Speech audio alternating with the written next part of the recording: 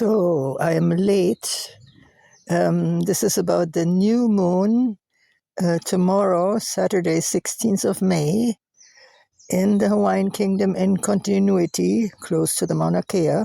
And this is for all Earth protectors that consider the Mauna Kea as the level of their world, whether they're living in Hawaii or they relate to Hawaii like that, wherever we are.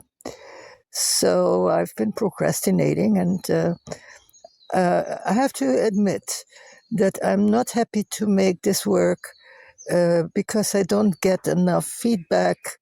And now I'm saying it, I think, for the very first time. Please subscribe to my channel. It's pathetic that I cannot have more subscriptions, and I need it. So what's happening here, this new moon is right here close to the Mauna Kea, happening in the 11th house here. It's the 11th house.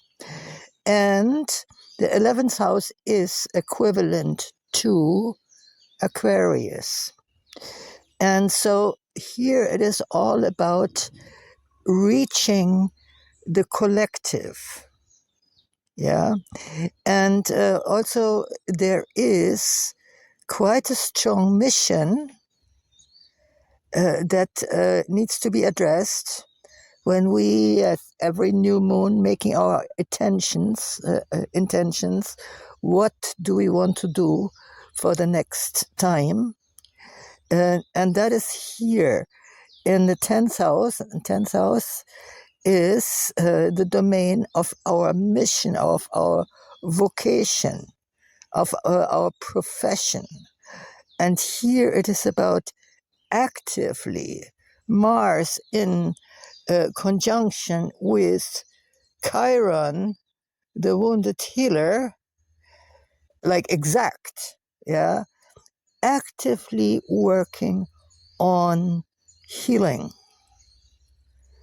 and ourselves and the world. So there's a famous quotation from one of the spiritual teachers that I've had in my life, and it's not quite correct, but basically it goes like, heal yourself and heal, and do you heal the world? Heal the world and you heal yourself. And so this healing process is very much helped by Venus. Here's Venus, yeah? And Venus is in the 12th house. 12th house is equivalent to Pisces. And 12th house is where we are processing karma.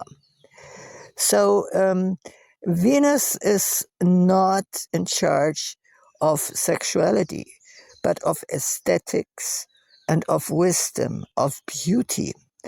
So Venus is helping this process. And the sextile, yeah, this is a 60-degree angle. Let me reset that, yeah, here. 60-degree angle from Mars, Chiron to Venus. It is the love that we have on a mental level, because Venus is here in the first air sign, Gemini. All the air signs are intellectual signs. So there, Venus is kind of explaining to us from the viewpoint of what is karma, personal karma and collective karma, about what ails us and what we have to do about it. Now, sextile, 60-degree angle, that is a beneficial angle, but we have to be active. We have to do something about it. Yeah? Let me reset this. And if you are looking intuitively on this picture, you see something like an upside down, either it's a ship, a little sailboat, like what we folded out of paper when we were children, or it's like a basket, you see here. It's upside down, huh? Here is kind of, there is the sail, huh? You see that? Look at the basket. It's upside down. Turn it around. You have a basket, and so that is comprised of two minor, very beneficial triangles, and one is here from this big conjunction where Mercury is already in the sign where he feels most happy in, which is Gemini, I told you, intellectual sign. And this is nicely connected with Pluto. And then we have Uranus. Also, we will have this connection between Pluto and Uranus for a long time. So what's happening right now, everybody's talking about reset and whatnot, but this is what is happening is actually a positive reset. And then we have these two sextiles from Pluto to Neptune. Neptune, the dreamer. Neptune also in charge for compassion, for empathy. When Neptune is negatively aspected, it is also La La Land, is illusion. But here it comes like pure, beautiful idealism that is also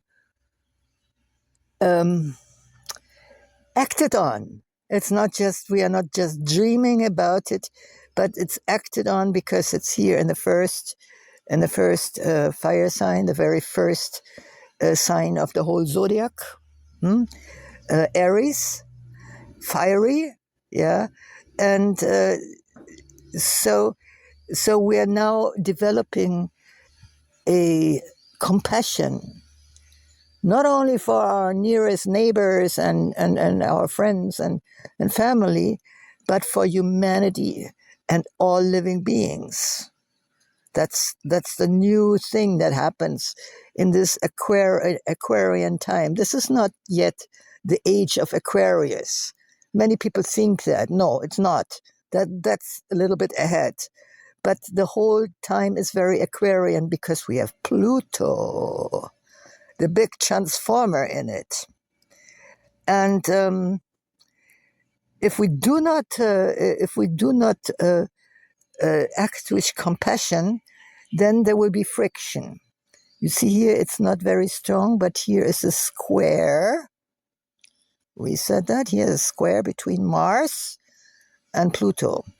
And in this image, as I've said many times before, the stronger an influence is, an angle is, the fatter is the line. Here the line is not very fat, yeah, it's a thin line, but still, as Pluto is like the higher octave of Mars, and Mars is also highlighted by Chiron, there may be friction in our personal life, and also on the world stage, but it's not so strong. There is, however, a strong friction between Mars and the sign rising here in Hawaii, in Cancer, first water sign. But as Jupiter is also involved, Jupiter, even if it is a difficult angle, Jupiter is always expansive and loving, and Jupiter in Cancer, that is basically the love for the family, and as I said before so many times, the sacred image of the mother and the child, whether you call it Isis or Mary, Virgin Mary, or what have you. Yeah, this is in every culture. We have this image that is located right here. That is the Sacred Mother. That's our families. You reset that. So then right next to Uranus, we have a little bit further down Sedna. Here's Sedna. And Sedna is a dwarf planet, and it's only recently I started to work with these dwarf planets. And Sedna is the ocean goddess of the Inuit, what they call Eskimos. And that is a story of a woman who has became killed by her own father. He sacrificed her to save his own life, and the story goes that there was a storm in the ocean, and her father was in a boat, and she clung to this boat, and she wanted to come up, and he knew that if she comes up, they will both drown. So he cut off her finger, and in this Inuit mythology, her fingers became the fish, and she became immortalized and as the ocean goddess who is feeding everybody with the fish, which were her fingers. So she is in the intellectual sign of Gemini, and I call Gemini the reporter or the journalist. Here it's about fact knowledge. So she is explaining intellectually this whole drama of being a sacrifice, being sacrificed for having to die for somebody else to be living, and in this case, her own father. And this is also connected here with Pluto. So this whole story about sacrifices, human sacrifices, it is so much boiling up presently, and like I think there is no culture we know of in the whole planet that doesn't have to deal with this whole complex of human sacrifice, which is like on a less horrific level is also animal blood sacrifice, yeah. And so there's none of us is exempt of looking into that chapter. And I may here very much step on toes of many Hawaiians. You know how I love the Hawaiian culture and everything, and how I love the land, but this has to be looked at. You know, I as a German, I had to look at all what happened, you know, before I was born, the whole Holocaust and all of that. And so there's no culture that doesn't have to look into that. Yeah. And process the karma. Yeah. What does it mean that we have the idea that somebody else has to die so that we can live better? And there is no other time than now that this is so important. I may have talked before many times about the so-called depopulation agenda. And all of us, we have to look inside ourselves and see and seriously think about who do we think should not be allowed to live or not allowed to live as where we are. Yeah, and who should be killed. And it is so prevalent, and especially in the United States, that there are still so many states with capital punishment, you know, killing people, and so we have to look at that. Yeah. Well, where is the karmic aim of the whole situation is in Pisces now. So that the North Node in Pisces been quite a while. It's now coming closer to Aquarius. But what that wants from us, this karmic aim, is that we are coming from like the details, very materialistic sign is Virgo, into the oceanic sign of Pisces, where we see the whole, all that is. What nothing is connecting us more than water.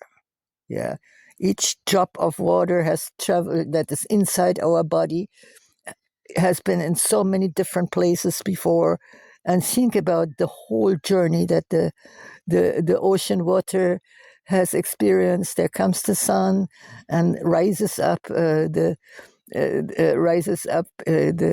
mist into the clouds. Now the clouds are traveling, and then they're raining down someplace, and then there come the mountain springs, and they trickle down, and they become rivers, and finally they go back into the ocean. And so is with our egos, that we are becoming individuals, we're becoming even lonely, we're feeling separated from everything and everybody else. And then in the end, we realize, no, we are all connected, and there's no other element that is more a metaphor for this, our universal connection. Not universal as universe, no, in the earth, worldly connection, whole our earth. Yeah. So what else do we have? Yeah, let us look at these two triangles. One we have here. Yeah, let me reset this. Here. And then the other one is here. I talked about this one already with Pluto. But Pluto is also very much involved here. And so we're getting a lot of power to do what we're supposed to do. So this new moon is very much of how we are influencing society around us. I think I want to stop right here. There's so many fantastic astrologers online, but this is particularly here for the Hawaiian island and for the Hawaiian kingdom in continuity. And please, if you have questions, there's a lot I haven't said yet still, but please contact me, give me some feedback, and please subscribe. Thank you.